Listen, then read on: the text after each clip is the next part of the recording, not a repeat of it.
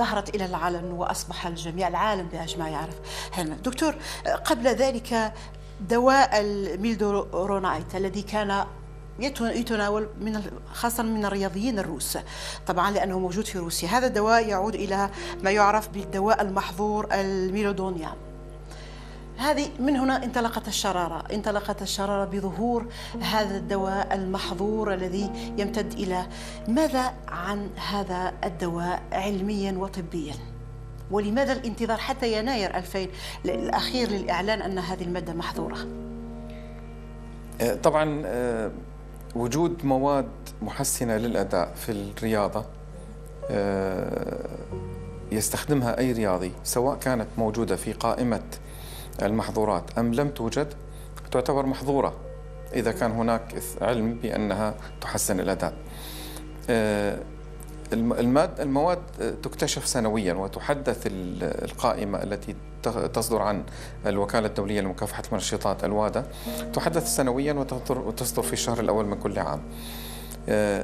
عندما لا يكون الدواء موجودا فيها لا يعني أنه غير محظور، ولكنه يعني أن هذا العقار بدأ بعض الرياضيين باستخدامه، إذن يضاف إلى القائمة التي تحلل في تمشيط العينات أو في فحص العينات، لأن قائمة فحص العينات قائمة كبيرة جدا ولا يمكن أن نحلل ملايين المواد فيها، وكلما ورد إلى علم الوادة أو غيرها من استخدام أحد العقاقير أو المواد تضاف إلى القائمة التي تفحص.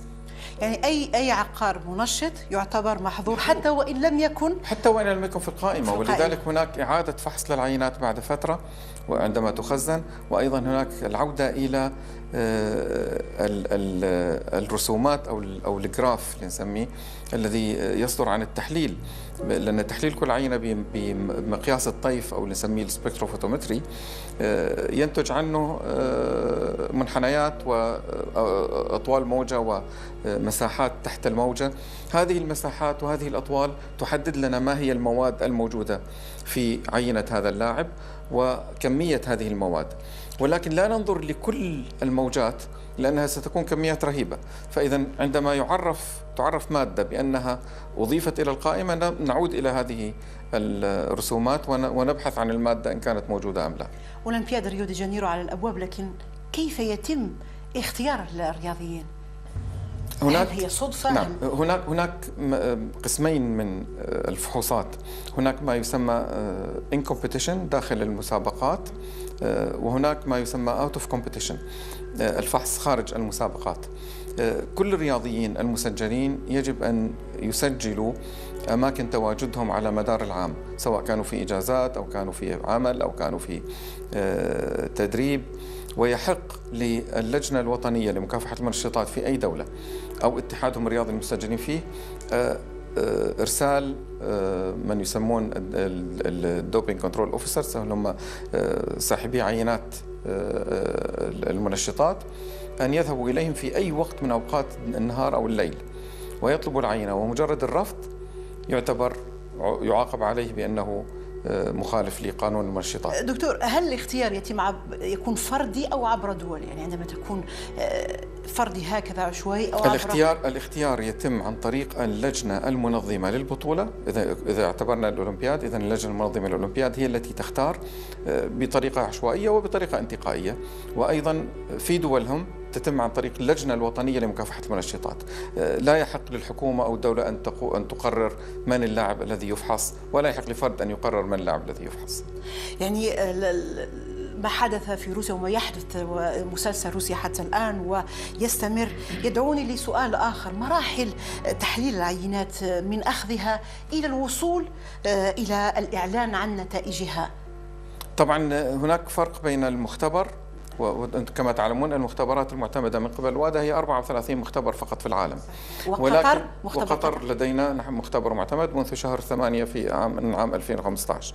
ولكن اللجنة الوطنية لمكافحة المنشطات مفروضة على كل دولة تمارس الرياضة، لكي تعتبر الدولة ملتزمة بمعايير النزاهة والمنشطات يجب أن تكون لديها لجنة لمكافحة المنشطات. اللجنة تقوم بانتقاء اللاعبين، سواء مثل ما اتفقنا عشوائيا أو انتقائيا، وتأخذ العينات من اللاعبين بإشرافهم، وهناك وثائق وتوثيق أين أخذت العينة وكيف، وتأخذ عينتين، عينة ألف وباء، والعينتين تغلق إغلاقا محكما وترسل في صندوق محكم الإغلاق إلى المختبر. لا تبدأ مسؤولية المختبر إلا عند استلام العينة في مقره، ومن هنا توثق حركة العينة بكل تفاصيلها، من الذي تعامل معها، من الذي فتح العينة، من الذي قسمها إلى أقسام، من الذي وضعها في الثلاجة، من الذي حفظها، من الذي تعامل معها، من الذي حلل هذا التحليل، إلى أن تصل إلى النتيجة النهائية، ثم توضع النتائج في نظام الكمبيوتر المسمى بآدمز التابع للوادة. وهنا عندما توضع النتيجة هناك، هي على مرأى من طالب التحليل اللي هو اللجنة المنظمة أو اللجنة الوطنية، وأيضا الوادة. إذن لا يعود بالإمكان إخفاء أي شيء من هذه النتيجة مجرد ما وضعت في الكمبيوتر. الآن الإعلان عنها هذا من صلاحية الجهة الطالبة للتحليل، اللي هي كانت اللجنة الوطنية لمكافحة المنشطات أو اللجنة المنظمة، وهي التي أيضا تفرض العقوبات وتحددها. يحق للوادة أن تستأنف العقوبة إذا وجدت أنها ظالمة أو أنها خفيفة. طيب، بماذا تفسر تورط بعض المختبرات في إخفاء بعض النتائج، وهذا موجود؟ في الواقع هذا شيء مؤلم لنا أن نسمع أن هناك مختبر متورط، لأن النزاهة هي أساس عملنا. ولكن أنا ما أنظر إليه أن نحن نعيش في عالم غير مثالي، والعالم ككل، سواء كنت في مختبرات أو كنت في نادي رياضي أو كنت في مستشفى أو كنت حتى في بعض الأجهزة الأمنية في بعض الدول، هناك فساد، ولا يمكن أن نمنع الفساد 100%. ولكن إذا تم اكتشاف مختبر متلاعب أو جهة متلاعبة، تقع عليهم أشد العقوبات، ولا يوجد أقسى من الفضيحة والتشهير وإغلاق المختبر وحرمانه من ممارسة العمل. يعني أعتقد من يغامر بهذه المغامرة يجب أن يكون الثمن باهظ جدا. طيب دكتور، ما هي طرق للحد من هذه الظاهرة، التلاعب بالعينات، بنتائج العينات؟ أنا أتمنى أن تكون الحالات فردية التي سمعنا عنها، ولا يكون هناك أكثر منها، وأنا أثق أن هناك إن شاء الله لا يوجد حالات كثيرة، وأعتقد أن احنا يعني فعلا حد من هذه الظاهرة، أو الظاهرة محدود منها. ولكن ما نقوم به الآن من رقابة شديدة، يعني مثلا نحن في مختبرنا أضفنا طرق أمنية جديدة غير مفروضة علينا من الوادة، ولكن أضفنا من أنواع الكاميرات والرقابة اللي نسميها RFID، اللي هو متابعة العينة موجات الراديو، فأينما تتحرك العينة نعرف أين ذهبت. فلا يمكن لأحد أن يغير العينة أو ينقلها من مكان إلى آخر أو يتلاعب بها أو يضيف إليها أي شيء، لأنها متابعة بالكاميرات وبالموجات الراديو.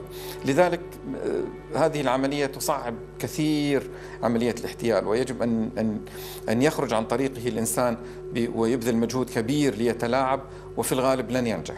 وإذا اشتبه في عينة، في نتيجة عينة، ما هي سبل إعادتها؟ يحق، ونعلم ذلك. كان طبعا أنا مثل ما تكلمت سابقا، هناك عينتين ألف وباء. عينة ألف هي التي تفتح وتحلل، عينة باء تخزن في الفريزر مباشرة. إذا حصل تشكيك من قبل اللاعب بعينة باء، يطلب إعادة التحليل، ويتم إعادة التحليل أمامه ومن يحب من الخبراء، من يرغب أن يحضر معه من الخبراء، ويتم إعادة التحليل. لكن لا أذكر أن هناك حادثة على تاريخ المختبرات أينما ظهر أن عينة باء تختلف عن عينة ألف.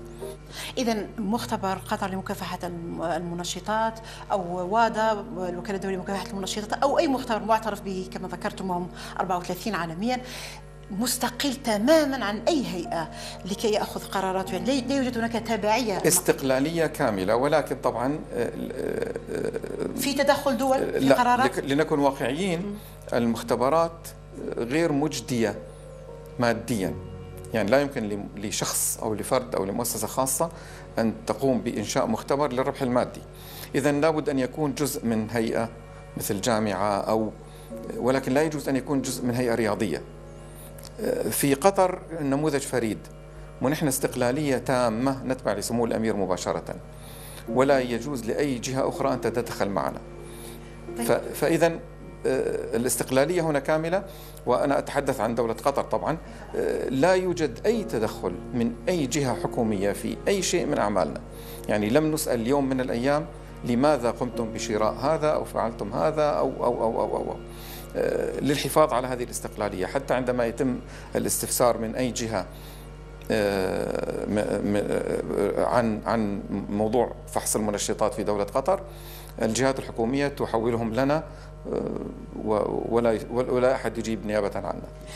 دكتور، قبل طبعا باعتبار أنكم مدير عام مختبر قطر لمكافحة المنشطات، ستستقبلون قريبا عينات من كينيا. هذا يدل أنه المختبر أخذ مكانته، رسم مكانته على الخريطة العالمية. طبعا هو من ضمن 34 مختبرات. نعم، ليست كينيا بالتحديد. يعني احنا استضفنا وزير الرياضة الكيني في المختبر وسعادة السفير الكيني في دولة قطر، وهناك اتفاق أن يقوموا بإرسال عيناتهم لمختبر قطر. طبعا مختبر قطر الآن أسس ليخدم منطقة الشرق الأوسط وغرب آسيا، ولكن الآن نخدم في الفترة الحالية أفريقيا كاملة بسبب إغلاق المؤقت لمختبر جنوب أفريقيا. تونس أغلق نهائيا، ولكن مختبر جنوب أفريقيا أغلق اختياريا لتطوير المختبر وعندهم إعادة تأهيل، فأغلق لمدة 6 أشهر. في الفترة نستلم كل عينات أفريقيا، نستلم عينات حتى من أستراليا ومن شرق آسيا ومن أوروبا وشمال أوروبا. فاستلمنا تقريبا عينات من كل أنحاء العالم باستثناء الأمريكيتين، وأعتقد بهذا السبب الوحيد هو بعد المسافة فقط. طيب، في الختام دكتور، الحرب مستمرة، ذكرتم ملايين تصرف من أجل مكافحة المنشطات، بالمقابل ملايين تصرف من أجل وجود حلول وحيل للفوز بالميداليات. بكل أسف الملايين أو المليارات التي تصرف بأجل وجود الحيل أكثر بكثير مما يصرف لأجل مكافحة المنشطات. يعني من الطرائف أو المفارقات أن موازنة الوكالة الدولية لمكافحة المنشطات قد تعادل ضعف دخل أحد اللاعبين. يعني لاعبين فقط يعادلون ميزانية الوكالة الدولية لمكافحة المنشطات. إذا ما يجنيه لاعب واحد أو لاعبين من الإعلانات والدعاية وما يقومون به من أعمال رياضية أكثر بكثير من ما يصرف لمكافحة هذه الآفة. دكتور محمد الصيرفي، مدير عام مختبر قطر لمكافحة المنشطات، شكرا جزيلا لقبولكم دعوتنا عبر برنامج تحقيقات انفستيجيشن. بالتأكيد سنتواصل معكم، خاصة وكما ذكرت مهم جدا موضوع التوعية. شكرا لكم. شكرا لكم، يعطيكم العافية. إذن بهذا نودع الدكتور محمد الصيرفي لنستقبل الدكتور أولاف شوماخر، وهو طبيب مختص في الطب الرياضي، كان ضمن الطاقم الطبي للبعثة الألمانية في أولمبياد سيدني 2000، حاليا دكتور في أسبيطار. آخر بحوثات الدكتور أولاف شوماخر تركزت حول تكييف النظام الدموي للرياضيين مع مختلف البيئات. دكتور، الحديث عن المنشطات لن يكون في برنامج واحد ولن يكفي برنامج واحد، لكن بالنسبة لأولاف شوماخر ماذا تعني له المنشطات؟ Well, unfortunately, doping is a big problem in sports. I think in addition to match fixing and doping are the two big sins that we have to face in sport and that affect the credibility of what sport is presenting to the public nowadays. And it's in the big interest of sport to fight this. Unfortunately, not many people take it too seriously, and I think the recent scandals have shown how important it is and how it can actually affect sports. We've seen it in cycling and we've seen it now in track and field, and I'm sure there's more sports to come in the same direction. دكتور أولاف شوماخر، المنشطات ملف كبير، ظهرت وتطورت كثيرا مع تطور البحث فيها واكتشافها. ماذا عن هذا الواقع الذي وماذا يقول في صدده الدكتور أولاف شوماخر؟ Well, obviously a secret I can't tell you. No. About especially sure. your research. Obviously, we have different challenges now in research, and we're trying to improve the various areas that we're touching into anti-doping. One of the main areas at the moment is to best utilize our resources, because we know that we have tests for a lot of substances that the athletes are maybe not aware that we have the tests. But now it's about testing the right athlete with the right test at the right time. The World Anti-Doping Agency works with many pharmaceutical companies to get medication that might be used for doping before it is actually commercialized to develop a test. So then, if the drug actually comes on the market, we'll have a test ready. The World Anti-Doping Agency has that. Now it's our task a little bit to come up with strategies on how to use these tests best and when to test the athlete, on what occasion, with what test. I think this is where the biggest challenges at the moment are in anti-doping. We're not as bad as people make us think. You know, the press always said, yeah, the dopers, they're one step ahead, you know, science is behind. I don't think we are. We're just not using the means that we have in the right way at the moment. ماذا عن استمرار أبحاثكم واختباراتكم لمكافحة المنشطات، القيمة التي تعملون من أجلها مقارنة بعدد أولئك الذين يتناولون المنشطات الذي يزداد يومياً؟ Well, I think doping exists everywhere. In every country, in every sport, there's doping, for sure. But the past months and the past years have taught us that it's more prevalent in certain countries and certain disciplines. A decade ago, it was very common in cycling. As you know, there were big scandals in cycling. Now there's big scandals in track and field in certain countries, not in others. So that might be in certain sports and certain disciplines a preference for certain countries, yes.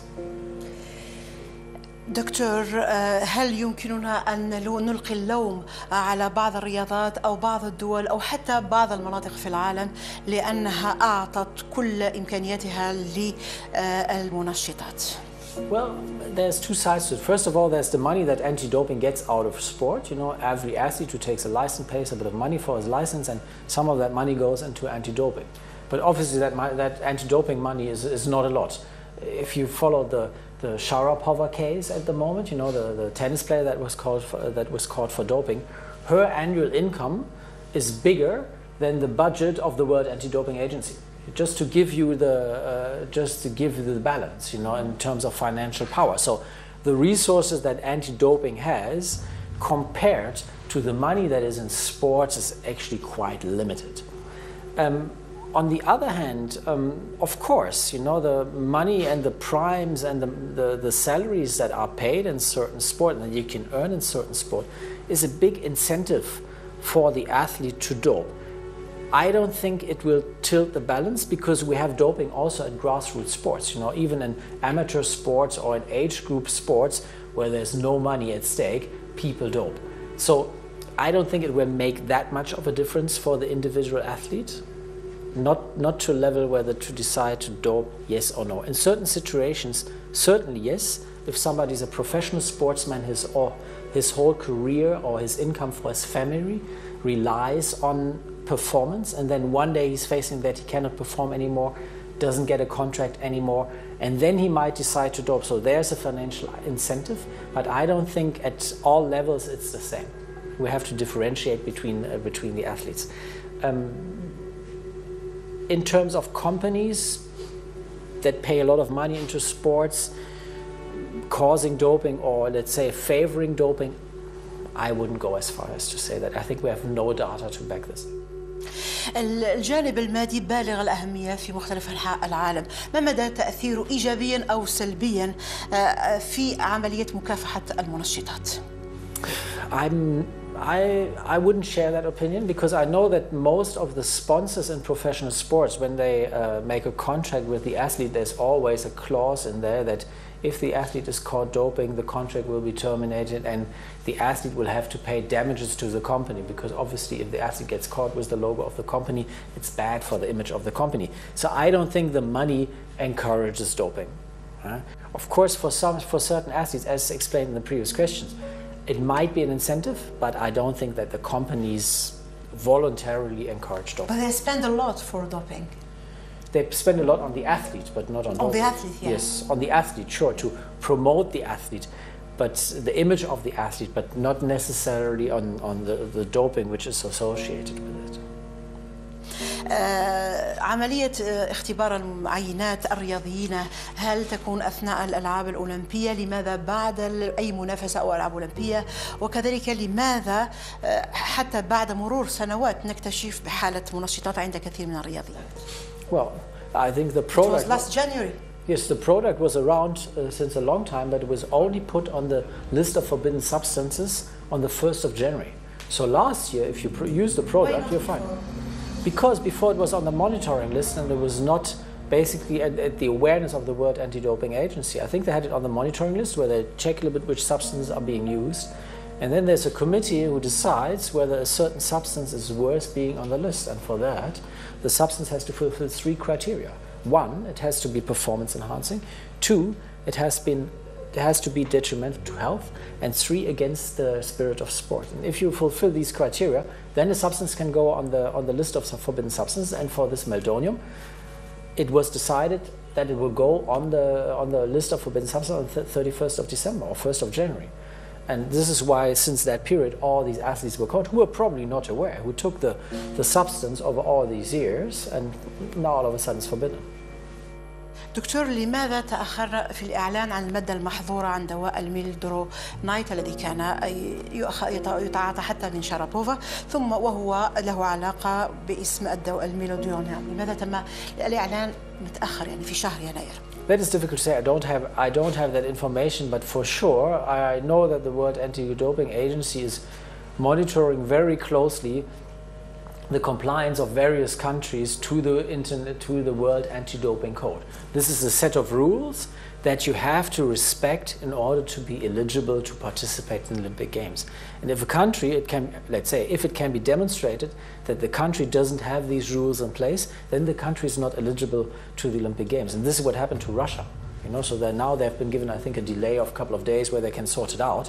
But if other countries are found in the same situation, they'll be in exactly the same situation and Russia is at the moment. هل تعتقدون أن هناك استمرارية في اكتشاف حالة أخرى في روسيا بعد تصريحات لاعبة المنتخب الروسي للكرة الطائرة؟ For sure not, but I think we can reduce it to a level where the clean athlete has a chance. And I think that's the goal. It's like in traffic. You will always find people who drive their car too fast. But in a country where you have an organized traffic control system, those will be very few and they will be eventually fine, and everybody else can drive safely in the traffic. And I think that's a situation that we have to achieve in sports, and I think we're on a good path to that. In certain sports we have managed that. The clean athlete needs to have a chance. All the countries need to improve their knowledge in that. It's not only in the Arabic countries, it's many countries where there's a lack of knowledge. دكتور أولاف شوماخر، شكرا جزيلا لقبولكم دعوتنا عبر برنامج تحقيقات Investigation. عفوا، thanks. إذا إلى هنا نأتي مشاهدينا أينما كنتم عبر قنواتكم بي إن سبورتس. شكرا لمتابعتكم لهذا العدد الأول من برنامج Investigation تحقيقات. ألقاكم بإذن الله تعالى بعد شهر من الآن مع ملف جديد وقضية جديدة. دمتم أوفياء لقنوات بي إن سبورتس، والسلام عليكم ورحمة الله تعالى وبركاته.